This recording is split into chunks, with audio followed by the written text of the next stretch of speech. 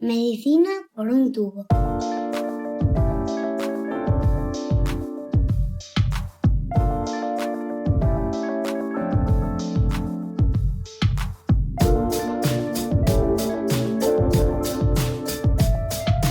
Bienvenidos a Medicina por un tubo, el podcast de Roche España en el que habitualmente tratamos de ponernos al día sobre los últimos avances en la investigación médica.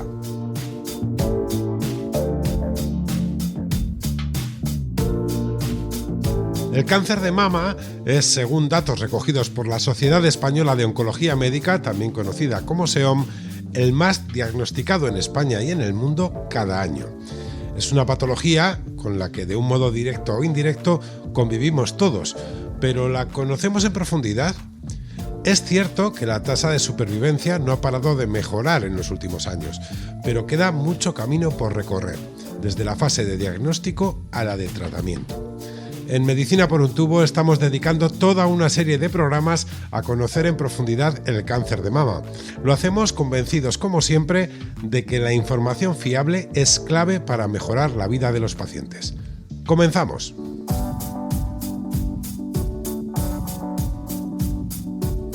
Que hablen los que saben.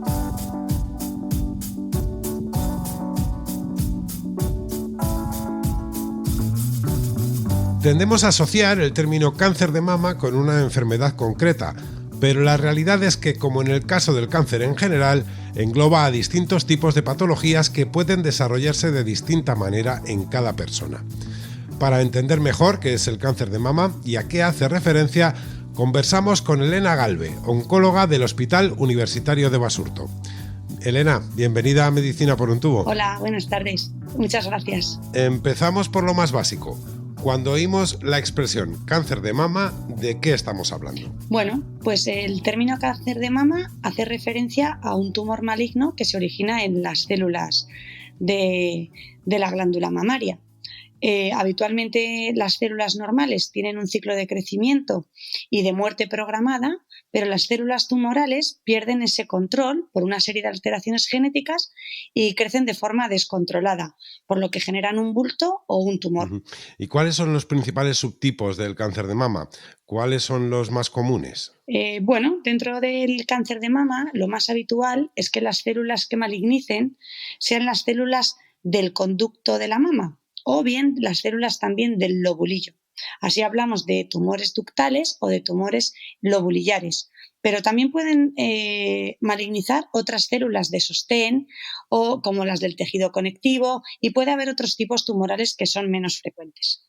Dentro de estos tipos más frecuentes, los subtipos de cáncer de mama los clasificamos por tres grandes grupos muy relevantes. Aquellos tumores que expresan receptores hormonales, bien estrógenos o progesterona, que los llamamos subtipo luminal.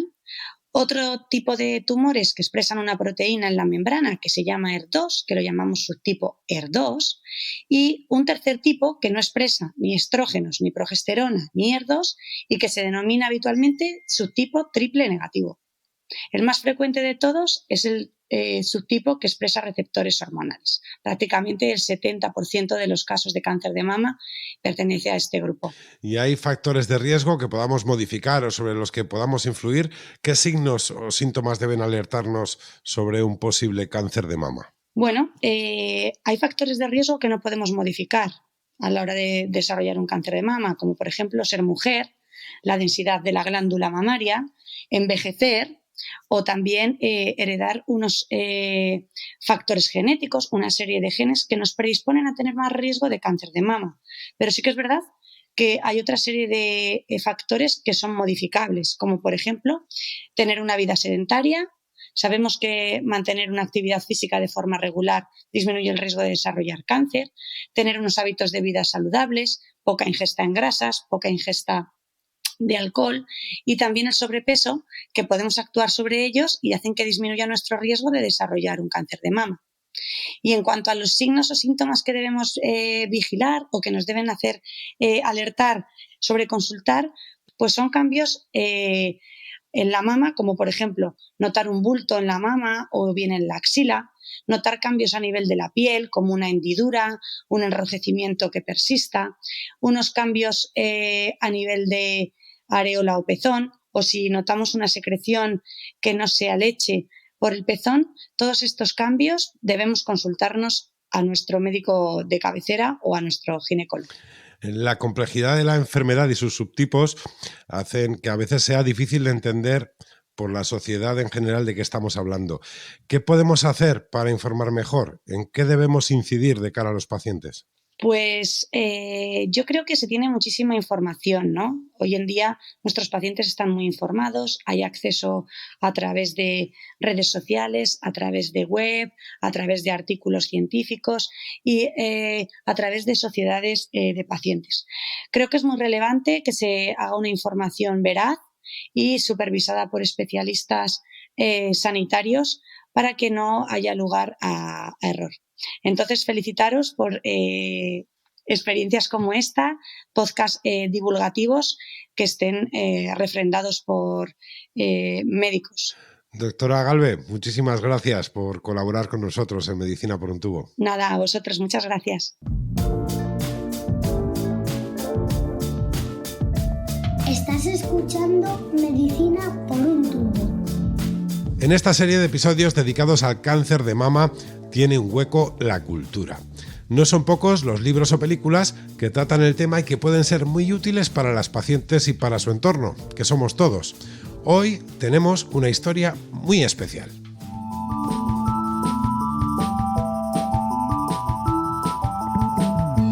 Jennifer Hayden fue diagnosticada de cáncer de mama a sus 43 años.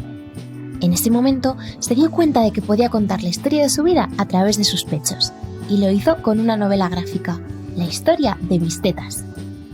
El libro, uno de los mejores de 2015 según el New York Times, fue finalista del premio Eisner, el más reputado del mundo del cómic. Se trata de una historia para reír y para llorar, para afrontar el día a día, por duro que sea, con esperanza y buen humor.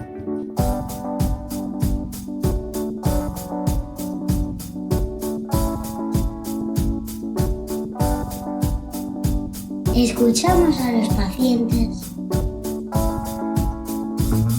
En este episodio sobre el cáncer de mama contamos como siempre con las pacientes. Ellas son el centro de todo. Para aproximarnos a cómo afrontan la enfermedad más allá del tratamiento médico, tenemos con nosotros a Paula González Peña. Ella es representante de la Federación Española de Cáncer de Mama, FECMA. Paula, bienvenida a Medicina por un tubo.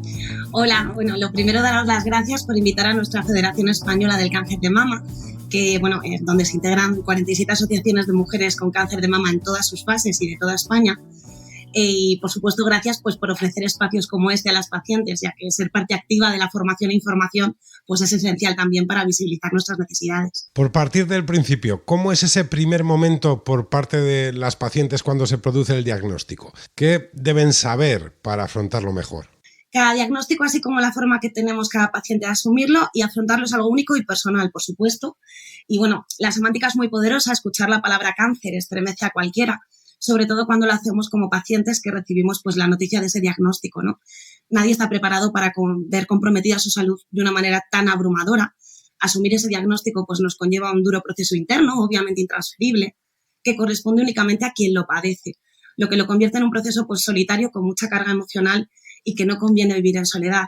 Nos surgen pues infinidad de preguntas, dudas, miedos recurrentes, incertidumbres, que se combinan además pues con las distintas emociones que puedan llegar a proyectarnos nuestros seres queridos, ¿no? Y eso también interfiere.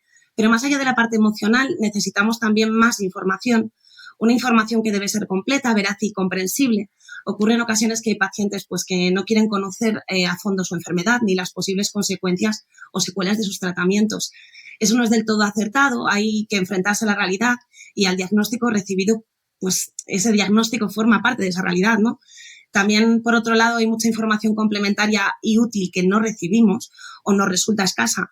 Y es una información que es esencial para nosotras, porque el cáncer, además de su dimensión clínica, nos afecta a nivel personal, social, familiar, laboral e incluso de pareja. Según la encuesta llevada a cabo por FECMA, para identificar las necesidades de las mujeres con cáncer de mama en todas sus fases, el 62,5% asegura que no le informaron de que existían redes de apoyo más allá del proceso clínico y el 52,7% ni siquiera conoce planes de asistencia psicosocial en su comunidad autónoma. Son datos que debemos mejorar, insistiendo en la creación de redes de apoyo pues, más completas, multidisciplinares, coordinando pues, servicios sanitarios y servicios sociales. Debemos recordarle a la paciente que no está sola en el resto de los aspectos que engloban la enfermedad. ¿Y qué tipo de ayuda ofrecen las asociaciones de pacientes a quienes acuden a ellas? Pues cuando recibimos un diagnóstico de cáncer o como cualquier situación complicada que podamos tener vitalmente, la familia suele ser nuestro primer apoyo. Nos acompañan, viven y sienten ese proceso como propio y, sin embargo, pues su capacidad para poder atender o abarcar todas las necesidades que pueda tener la paciente, incluidas las emocionales, pues son en ocasiones muy limitadas. En la familia y en nuestro entorno más cercano podemos encontrar aliados fundamentales, pero en ellos pues no encontramos todas las respuestas y toda la ayuda que necesitamos. Y es ahí donde entramos las asociaciones de pacientes. Sumamos nuestras historias y experiencias similares, nos unimos pues para poder ofrecer a la paciente un soporte que va más allá de consultas, un acompañamiento vital y mucho más cercano. Es un acompañamiento solidario y queremos ahí es donde queremos que el paciente pues, pueda sentirse representada y apoyada desde la comprensión más absoluta. Destinamos pues, el máximo de recursos posibles a ese bienestar durante todo el proceso y les ofrecemos también diferentes servicios y actividades que favorecen ese bienestar. Un ejemplo es la asistencia psico-oncológica o la fisioterapéutica. Por otro lado, desde las asociaciones también se realizan actividades que favorecen el bienestar de las pacientes, como pintura, gimnasia, talleres, y bueno, que están pensados más allá de una distracción, ¿no? Que sirvan de apoyo y recurso emocional. Y por supuesto no debemos olvidar que dentro de las enormes limitaciones que tenemos las asociaciones y la propia Federación FECMA, destinamos una parte importante de los fondos que se reciben de la iniciativa privada a cofinanciar algunos proyectos de investigación del cáncer de mama. Para mejorar la vida de quienes viven con el cáncer de mama es muy importante el entorno, como ya ha quedado claro. ¿Qué podemos hacer? ¿Cómo podemos ayudar a los demás si alguien de nuestro alrededor lo sufre? Pues como ya hemos comentado antes, el cáncer de mama, pues como todos los cánceres, requiere de un proceso interno y solitario. No es una parte importante de ese proceso. Sin embargo, el acompañamiento es fundamental. Hacer que la paciente se sienta acompañada y protegida por su entorno a lo largo de todo el proceso es clave para su bienestar emocional, aunque en muchas ocasiones, pues como pacientes, también tenemos momentos en los que necesitamos de un espacio de duelo que requiere cierto nivel, ¿no?, de introspección y que debe comprenderse y también debe respetarse. Respetar las decisiones de la persona como paciente y como individuo también es necesario, ya que trata de una realidad tan complicada, ¿no?, que podemos empatizar desde fuera, pero que nunca se llega a comprender de todo si no es en primera persona. Hacer sentir respaldada a la paciente es la mejor manera de apoyar. Y bueno, por supuesto también podemos colaborar de otras maneras y a otros niveles, ¿no?, con expresiones de solidaridad, colaborando con el movimiento asociativo de mujeres de pacientes de cáncer de mama, fomentando la participación activa en las campañas de detección precoz, atendiendo a situaciones más complejas como es el cáncer de mama metastásico o los problemas de las largas supervivientes. Apoyando, por supuesto, también siempre la innovación y la investigación y defendiendo la sanidad pública universal, gratuita y de calidad, por supuesto. Paula González Peña, gracias por habernos acompañado en Medicina por un tubo. Nada, muchas gracias a vosotros por contar con la Federación Española del Cáncer de Mama. Gracias.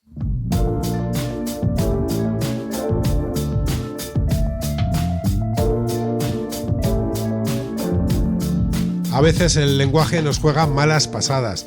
Conocemos un término como cáncer de mama y no somos conscientes de la complejidad de la realidad que representa. En este episodio nos hemos limitado a ofrecer un acercamiento para entender de un modo sencillo de qué hablamos cuando hablamos de cáncer de mama. Próximamente, en Medicina por un tubo, seguiremos ahondando en esta patología, en las maneras de afrontarla, en los retos superados y en los que quedan por superar. Lo haremos, como siempre, con los mejores expertos, con los que más saben, porque la información de calidad también contribuye hoy a satisfacer las necesidades futuras de los pacientes. Un saludo.